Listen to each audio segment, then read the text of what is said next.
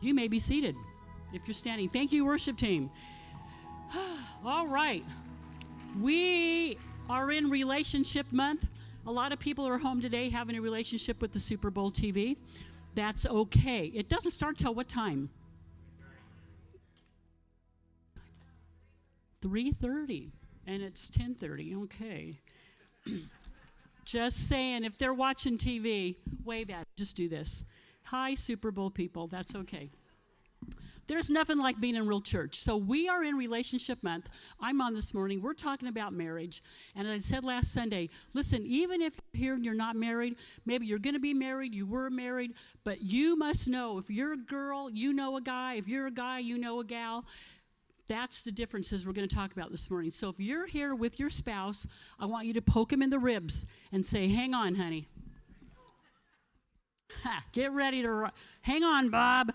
I told him yesterday, we were talking about something kind of going in circles. Actually, he was putting together these stools for the worship team, and he was getting a little bit grumpy. I heard the word China many times, screws and nuts and bolts all over, and I finally made a comment about something, and he made a comment back, and I said, listen, you better be really nice to me because I'm teaching in the morning on marriage, and I've got a lot of stories, and so you better be really, really, really nice. So I didn't hear a lot from him after that. So what we're going to do is this. There is so much on this topic. We're going to start out with a smile. We're going to talk about the differences between men and women, because we are so different, and it all begins with how we think. Because you know what? You react and you respond to how you're thinking in your brain, right? And all the time I'm telling Bob, like, I don't know why you just can't see it my way. And he's like, I don't know why. It's because we just think different. And you know what? God made us like that intentionally. He made us like that on purpose. Very unique. And not just individually unique, but men are unique and women are unique. And we each have qualities that the other doesn't have. And I want us to celebrate the differences. And I'm telling you, when you're in the heat of having a conversation with a spouse, it's really hard to think, I'm really going to celebrate you now because I want to shoot you. Like, can't you see this my way a little bit? But I have to stop it, especially after working on this for a couple of weeks. We've had some interaction. And I'm like, okay, just stop for a minute and think. He is just looking at this from a whole different perspective than you are because his brain is different than mine. So I thought we'd start out with some really fun stuff first. Because if marriage is not fun, it's nothing. I mean, after being married for 52 years with this guy, it's been a blast. I would do it again. Isn't that the question? Would you do it again? Yeah. Oh, wow. Am I the only one? How many are married out there? Come on, would you do it again? Okay, so the answer should be yes. Why, are you nodding, Bob? Yeah, you better be nodding. I'm going to be watching you because I've got stories I didn't write down. Okay, so let's just start out with some really fun differences. So have you ever noticed, if you go out in the quad after the service and there's a group of women, what do you notice first of all?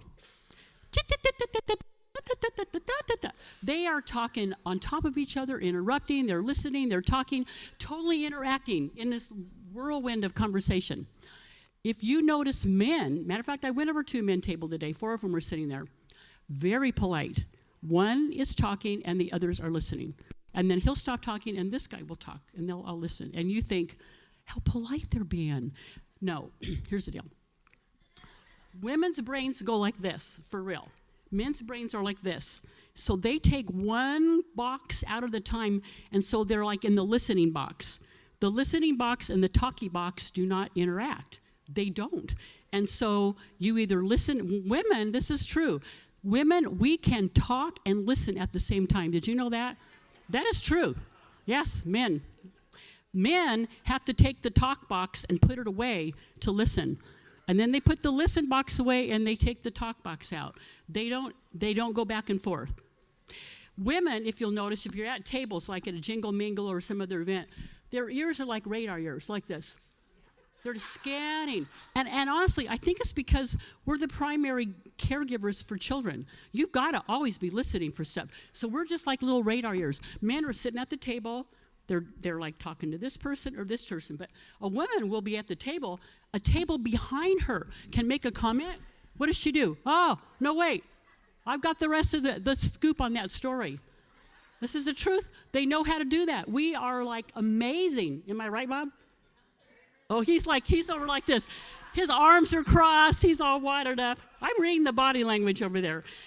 So I can be in there watching TV, and we've done this all the time. I'm watching TV, I'm working on my laptop, and Bob will come in and start talking to me. And so pretty soon he'll say, hey, you're not listening to me. I go, no, I've heard every word. He goes, no, you haven't. And I go, well, let me tell you exactly what you've said, word for word back. And I do. With my laptop, the TV going, don't I? Oh, you're still all wired up. I repeat every word back to him. So conversely, if I walk in and he's on his laptop and I start talking, pretty soon I'll go, Bob, are like you listening to me? He'll go, huh? Start over. Because he's in the computer compartment or the cell phone compartment, he didn't hear a word I said. This is true. So a woman can be in the kitchen, on her phone, making dinner, watching the kids, and the doorbell rings. And what does she do? She'll go get the door. She'll go get the door. A man can be on his phone, and the doorbell rings. And what does he do? Honey, can you go get the door? I'm on the phone. Sure, I'm not doing anything. I'm just on the phone making dinner, watching the kids, but I'll go get the phone because men don't multitask. They just don't. If he's on the phone, like ordering something from Amazon and I need to have a little input, he'll go, I'm on the phone. I go, I know, but I need to tell you something. I'm on the phone. Okay, all right. Am I right? Yeah, he's laughing now. This is because I'm telling true things on him. One more. So you're at a table with a bunch of people, and one woman will get up. And she'll say, I need to go powder my nose. Anybody want to come? The rest of the women will all get up and they'll all march off to go to the bathroom. Have you ever seen one guy get up and go, hey, I'm going to go to the John. Anybody want to come? No. They'll never do that. And a bunch of men will never get up and walk out with him. Men sit at the table and they do this. They get up and they walk out. Or they say, excuse me, and get up and walk out. All by themselves. That's it. We're so different. We're so different. You don't need help. But you don't look cute like we do either. We go powder our nose and we come back cute. So I had Sierra edit a little video for me because, again, I think when we understand the differences, we can celebrate them more. Because even if you're not married, again, you're working with a guy, you're around them, women, you're with men.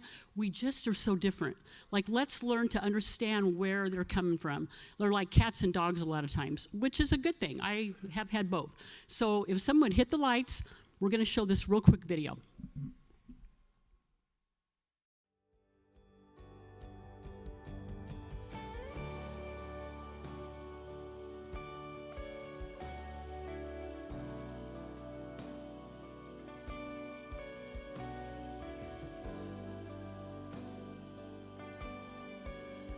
Brains are just wired differently. And you know, it's not good, it's not bad, it's just different. And we need to understand that and celebrate the differences. So here's the deal. The problem is this. There's some staggering statistics for marriages. 4 out of 10 first-time marriages fail. 8 out of 10 second-time marriages fail. And 9 out of 10 teenage pregnancies end up in failure. And the scary thing is even if a marriage doesn't end up in divorce court, people believe now that 50% of marriages are a failure. And they stay together for the kids, for finances, out of convenience, or whatever. But it's like we've got to do a little bit better than that. And it's kind of like the guy, it's like, okay, my marriage is a failure, but I've had 5 years of good marriage. Like 1983, 1987, 88, 92, 95, and 01. Those are his 5 years of good marriage. So we want to make better marriages. And I'm thinking like, okay, if 50% of marriages are a failure, whether they end in divorce or not, would you ever go to a surgeon who 50% of his surgeries were a failure? Would you ever go to a lawyer who lost 50% of his cases? No. Let's be a little interactive here. No. Would you keep a refrigerator that only worked 50% of the time? No. Your ice cream would melt. Probably not. So if we can begin to figure out why marriages fail, then we can begin to prevent that. And I think part of the root problem is, you know, we get married because honestly, we don't know any better. And When you're first married, it's like you've never done it before, and if you've been married for a second marriage, obviously it didn't work the first time. So what's the problem? Here's what James Dobson says. Young people are not prepared for the reality of two imperfect people living together. There's more. They travel from what? Romance to responsibility overnight and are not adequately prepared to handle the adjustment. So here's the deal. So you're dating. So men, you're dating this princess of a woman. I mean, she gets dressed up. You have wonderful dates. She's funny. You take her home. You call her on the phone. Women, you're dating your prince. He's always nice. He smells good. He's cute. Then you get married. Honeymoon's over. He wakes up one morning, he's like, where's my princess? He walks into the kitchen, and here's this chick with rollers in her hair, cream on her face, and fuzzy slippers. And he goes, Susan? Is that you? And I do the same with Bob. It's like he's scratching his beard, his hair's all over. I mean, the honeymoon's over, and now you have these two imperfect people trying to live together. Here's what one person said, if you give me that next overhead. Being a woman is a terribly difficult task since it consists primarily in dealing with men. Now keep that up there, because let's reverse it. Being a man is a terribly difficult task since it consists primarily in dealing with women. It's hard either way you look at it because we're so different. And Billy Graham's wife was once asked, just like, can you describe your marriage? And she said this. I have an overhead for that. We are wonderfully incompatible. Don't you love that? And I have to tell you this. I've told people for years about Bob and I. We are amazingly, wonderfully incompatible. There's not a lot that we see eye to eye on. But you know what? You make it work. This is true. Nancy's laughing. We love God. We've talked about it all the time. It's like 52 years. How have we done that without killing each other? So I know you're doing good, Bob. So I want to show you another video. This guy is hysterically funny. And let me, before you turn off the lights, Bob used to bicycle with a group.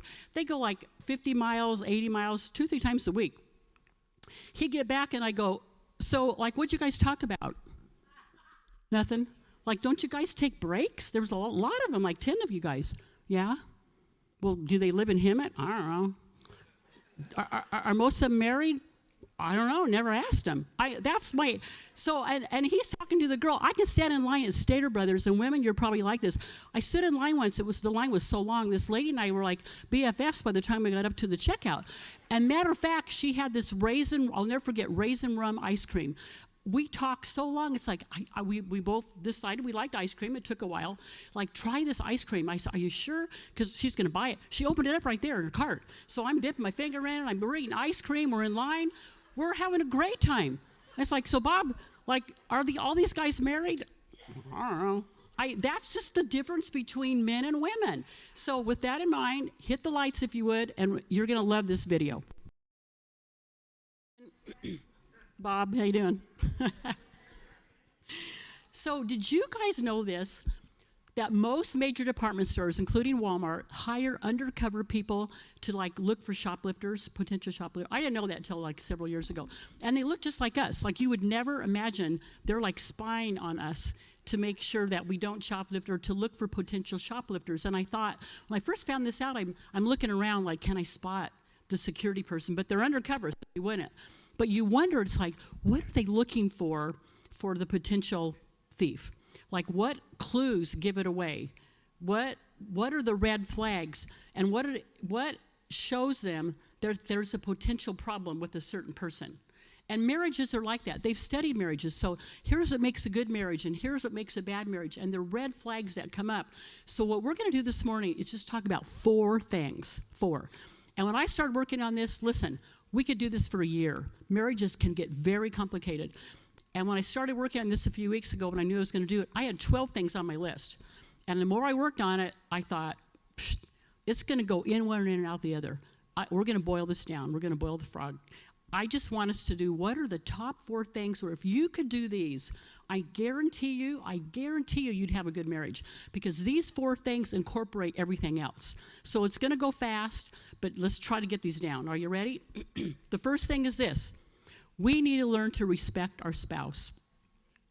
Respect is a cornerstone of a healthy marriage. It's almost like, if I had to describe it, it's like a hinge and a door. And when you don't have a hinge that's working right, what does it do? It's crooked, it's wobbly, it scrapes, it's banging, it's marking up your floor, it doesn't open on the carpet. If you value something, you honor it, you take care of it, you cherish it. That's what respect is. It's a huge deal. And I'm always telling men, I go, men, your wife is not your buddy. And I tell women, your husband is not your girlfriend. Like, marriage is like nothing else. It's so special that when we work at it and honor it and respect it, it'll be a relationship of a lifetime that you'll have nothing else like it. It's not like a BFF girlfriend or a buddy guy you go golfing with. Marriage is just great. So I have 7 things real quick. It's not on the overhead, but when you respect a spouse, here's 7 things that you make sure you do. You're not late. When Bob and I are late, if we're going to be late, listen, we call each other. 5 minutes. Bob, I'm almost there. I hit a couple red lights. I respect his time and he respects mine. You don't break promises. I've never had to say to my husband, you told me da-da-da-da-da-da-da. We don't. We honor each other. We don't break promises. They value each other, their ideas. They don't make decisions without you.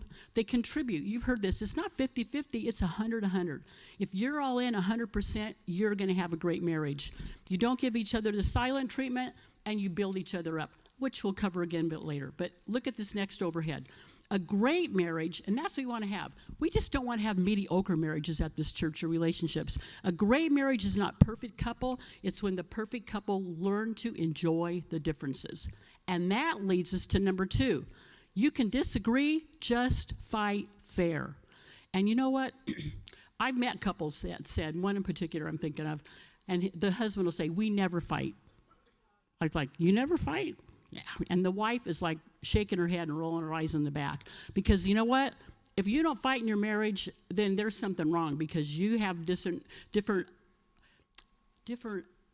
ideas, and on. You need to fight a little bit because you want your ideas out there. So a successful relationship doesn't mean you never have differences. It just means on every little thing you can enjoy those. You can resolve them, and you can laugh about them later on. So I always look at it like this. I want to make sure this is a big point of mine, because it took Bob forever to get this. I'm throwing him under the bus. Are you doing better? Your legs are uncrossed now. Just your hands are like that. Okay.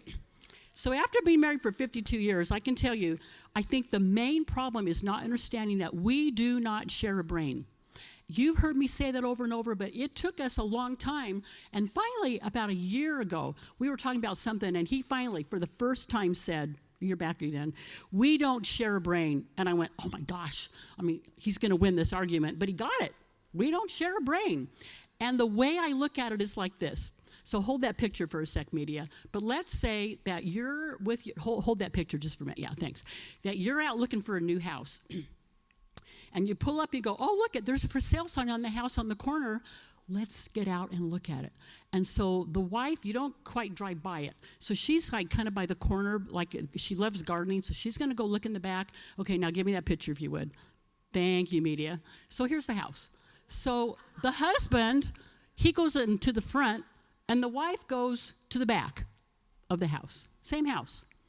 So he calls her up on the cell phone. He goes, honey, I love this house. Like, let's call the realtor and go look at it. And she's like, are we looking at the same house? Because I'm at the back of the house.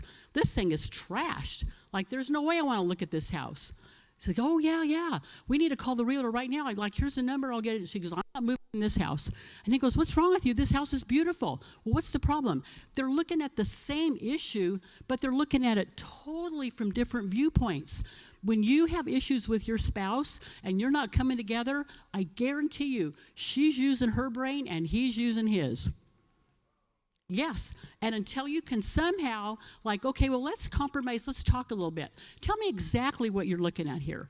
Okay, well, you tell me exactly what you're looking at. So he's going to tell you, I'm looking at a gorgeous house. She goes, this thing's trash. That's just it. So I'm pretty sure that Bob he's not going to consent to a brain transplant anytime soon. And so I'm just going to have to learn how to deal with this guy and his brain as he learns to deal with me and my brain. Because my brain's pretty set in its ways after all these years. How about you guys? Yeah, amen on that. So here's the thing. When you have a disagreement, here's 6 things to remember. They're on the overhead. Number 1, stick to the issue. Don't travel all over the place because you'll just make a mess of things. Don't fight to win. Try to be receptive. The thing is this, you may be wrong. So once in a while, when we have a little disagreement, I will admit I'm wrong. And Bob will, wait, say that again. I go, yeah, I was wrong. I mean, he makes me wear it because it's not often, just telling you. I'm telling you. Okay, try to find common ground. Repeat what you've heard. This is so important. I read an article years ago about a guy that talked about how couples can actually resolve arguments better. If you can get the other side to, like, tell me my side of it. And so Bob and I work on that. And the problem he has is I'm like a walking dictionary. I'm very word-oriented. So when he repeats it back, he doesn't get it right. So I go, no, I didn't say that. How many of you guys do that? That's not what I said. I go, tell me again. You're not understanding what no, that's what you said. I go, repeat it back. How you doing? Okay. So until we can repeat each other, I go, this is what you're telling me, and this is what I'm telling you. When you can finally repeat each other's side, you can come to a conclusion in the middle. Does that make sense? To only me? Yes, nod your head. Are we all here? Okay. Listen, we're locking the doors. I don't care if you start smelling hot dogs or not. We're not leaving until we get this morning, okay? And the other thing is, you keep close accounts. So you don't let problems pile up for months and months and months. When we were first married, we were awful at this, weren't we? We'd have a problem. Oh my gosh, we wouldn't talk about it for months, and then we did. We talked about a million different things. Well, by the time we covered the topic, we were completely worn out, and we hadn't resolved anything. So keep close accounts with each other and stick to the topic, and you're going to get it. Which leads to number 3, learn to be a good listener. Say learn. Trust me, this is an acquired skill because I'm not good at it. So men, sometimes your wife just wants you to listen because the way that women resolve problems is we talk about them. And so a lot of times I'll go, Bob, he'll go, why did you even tell me that? I go, I just want you to listen. But you don't want me to intervene? No, just listen. Matter of fact, I heard of a couple once where when they start talking, the man will ask his wife now, do you want me to comment? Do you want me to give advice? Or you just want to listen? And she goes, just listen to me. Women need that. They'll work out the problem as they yak about it. Because here's the thing. You're going to love this. You probably heard this. Men, you use 7,000 words a day, and women use 20. So what's the difference? 13,000 word difference. Those words are going to go somewhere, I'm telling you. I'm just telling you. So Bob will come in sometimes like, who are you talking to? The dogs. I mean, I'm going to use them. Am I the only woman that does that? Do y'all use 20,000 words a day? I do. Okay. So we just need to learn. And so a lot of times Bob will come in and I'll want to talk to him about something. And so he'll walk out, and I'll go, well, where are you going? And he goes, well, I thought you were done. No, I have a couple more things I want to talk to you about. So he's like this. He'll stand there very impatiently listening to me. So when he's talking, see, I'm not the only one. I know you guys do this. When he's talking, if he pauses to take a breath, I jump in. And he goes, I'm not done yet. I'm still talking. I go, you paused. I heard it. So I'm in. I'm giving you advice. I'm using my 20,000 words. So the thing is this. God's given us 2 ears and 1 mouth for a reason. We need to learn to work in that arena. Okay, can we do that? Which leads to the last one, which is this. Be your spouse's best cheerleader. This is probably the most fun. If we can survive the first 3, we can land on this. Because we have the opportunity and the privilege to celebrate our spouse, to cheerlead them on, to love them, to admire them, to celebrate them. If I know somebody's on my side, namely my husband, I can go through anything. When I went through cancer treatment, I had a wonderfully supportive family and a wonderfully supportive husband. I mean, you need, whatever you're going to go through, you need somebody on your side. And we need somebody always there encouraging, admiring. And the thing I want to point out on this is don't let anybody else take that spot from you.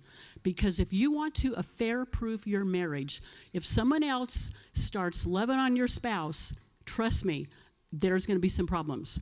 I need to be the one telling him, you are amazing, you are wonderful, you did a good job on Sunday morning, whatever it is, I'm the one that wants to feed him that. I am his best cheerleader. So they have done studies. This is kind of interesting. When a person needs consolation or sympathy or like cry on somebody's shoulder, we all need that. Like, I'm so sorry that didn't work out, and better luck next time, and I'm sorry your cat got run over, whatever it is. We need that. But more than that, what makes a bigger impact is when you go to your spouse and say, honey, you are amazing. Build them up. You did so good. I'm celebrating you. Congratulations. You worked really hard for that. You did a good job. That will change that person and affect them more than the sympathy. Did you know that? When you weigh them? So again, pat them on the back sometime. Go, I'm sorry, you don't feel good or whatever. But in the good times, celebrate the good times. We need those. Those make a bigger difference than anything else. And I think a lot of times we forget the small things to celebrate. And we need to make them, look for them. So one time years ago, our kids were little. We lived over on Cornell, and Bob was going to be late. It was a busy time in our life. We were thinking about having another baby, and we were busy with the church, and finances are tough, and blah, blah, blah. But he's going to be home late, so I thought, I'm just going to celebrate the day. Like, he's my honeydew, and I'll make a nice dinner for him. So the kids were in bed because they were little already, and so I went out and shopped, made this great meal, set the table. Well, there used to be a specialty shop in town that had just really cool stuff in it, and I found this like 4-foot stuffed flamingo, feathers. It had a top hat, cute little bow tie. It was very classy, and I thought, I'm going to get that flamingo and put him on the edge of the table, cross his long old legs, and I'm going to pin the menu to his lapel because he's so cute. Just really make it a special event. Celebrate Bob. So I did all that. Dinner's cooking. He comes home late. He takes one look at the table and bristles right on past it. And I'm like, well, I've been knocking myself out all day. I get this flamingo. I put the menu on his, like, what the heck's going on? I go, dinner, 5 minutes? Okay. So he comes back in. He put his stuff down. So he does this. He goes, what's with the stork? I go, that's not a stork, you silly man. It's a flamingo. What did you think? He goes, oh, what's the little note pinned on him? I thought it's a baby announcement. I go, no, it's the menu for dinner. Oh, my gosh, I couldn't believe it. So, you may set up things and want to celebrate a lot of things. They may not always go right, but we need to look for those moments to celebrate our spouse. Right, Bob? Okay, so with that, we've got one more video to show you. You are married to the one person. You could have been married to a lot of different people, but you have a special person in your life. Celebrate it, enjoy it, love on it, and nourish it. For our 20th wedding anniversary, we always try to pick out great gifts. So 20 years, what am I going to get? I'm 52 now. It's a little harder. But I thought, I'm going to write him, remember this? A note. I wrote him a letter. And I said, for 20 years of marriage, here's 20 reasons I love you. And so I wrote out 20 different reasons for all the years we married and things we've done. And he told me later on, I had no idea. He said, I saved that for years in my desk. I'd read it, and every time he had a hard day, he'd go, like, get out that letter, and I'd read, these are 20 reasons my wife loves me. It was pretty cool. Well, now we're up to 52. I'm thinking 52. I think for number 50, we went, we need a new vacuum cleaner. Yeah. So we went to Walmart and got a new vacuum cleaner. Things change a lot over the years. But I think I could come up with 52. You can come up with 52, yeah. But, cheerlead your spouse. It really does make a difference. So let's land this plane. I'm going to end with this. Well, not end yet, but I'm getting there. So there was a couple who were married for 15 years. And they were kind of having problems in their marriage and bickering more than usual. So they thought, we really need to try to fix this. So the wife comes up with a unique solving thing. So she gets 2 boxes. She called them the fault boxes. She goes, here's yours and here's mine. So every night at the end of the day, I'm going to write something that really bugged me about you that you did today instead of saying it. And then you write stuff about me. At the end of the month, we'll trade boxes and we'll try to fix our problems here. So he agreed. So she was very diligent. You left the wet towel on the floor again. Your dirty socks didn't make it into the hamper. You left the jar off the jam. And he sat down. He wrote out his list. So at the end of the month, they sat down and they traded boxes. And so he looked at the box with all of her 30 little tidbits in there, and there it was, the socks, and he left the salt and pepper out and hadn't closed the garage door and this and that. And so he's like, honey, I'm sorry. I'm going to try to be better. That was a lot to read. So she gets her fault box from him and opens it up, and they're all the same. And she takes out slip paper after slip paper. I love you. I love you. I love you. I love you. 30 times, I love you. Sad. But here's the thing. We can all learn how to love and respect each other. We can all have better marriages. Yes, we need to solve our conflicts, but it's all about loving and respecting each other first. And I'm telling you, if you can do that, you are going to have not just a good marriage, you're going to have a great marriage. So I'm going to end with this verse, almost in. Romans 12:10. Be devoted to one another in love, honor one another above yourselves. And here's 3 different translations to this verse. Prefer one another in love, take delight in honoring one another. And then the last one's my favorite. Outdo one another in giving honor. Don't you love that one? I mean, if we did that for our marriages and relationships, oh my gosh, we would be knocking these marriages out of the ballpark. You'd never see another divorce. So here's what we're going to do this morning. I know those hot dogs are calling, but it's not that late. And I want us to bless our marriages. You know, Moses in the Old Testament had a blessing. He prayed over the people. The Lord bless you and keep you. The Lord make his face to shine upon you and give you peace. There's a blessing, 3 John 2, that you would prosper and be in peace as your soul prospers. So it's not that your marriage is bad. It's just you want it to be better. So I've asked 5 couples to come down and just come up real quick and have your marriage blessed. If you're here by yourself and you go, my spouse couldn't make it, fine. Come down by yourself. I want my household blessed. If you're single, you should want your household blessed. There's something to blessing marriages. And you know, when we moved in this building years ago, we had a dedication service, and we sang a song of blessing over our families and over this building.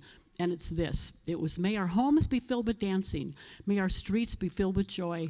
May injustice bow to Jesus as the people turn and pray. From the mountains to the valleys, hear our praises rise to you. From the heavens to the nation, hear our singing, fill the air. We sang that, and there's more to it. We're going to play it while we have these. So if these 5 couples could come up right now.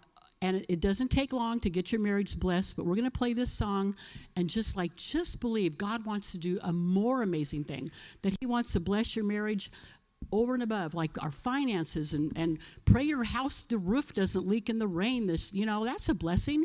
I mean, Moses, they had their shoes not even wear out. So before you run out for a hot dog, I'm going to close in prayer, but we're just going to pray a prayer of blessing over your marriages, and Bob and I are going to come down too, and let's just believe God's going to do amazing things. So if you'd stand up, come on down if you want them blessed, and we're going to pray our song. So Father, we thank you for the word. I thank you for strong marriages. Bless them in Jesus' name, and our food, and hit that video if you would. Amen.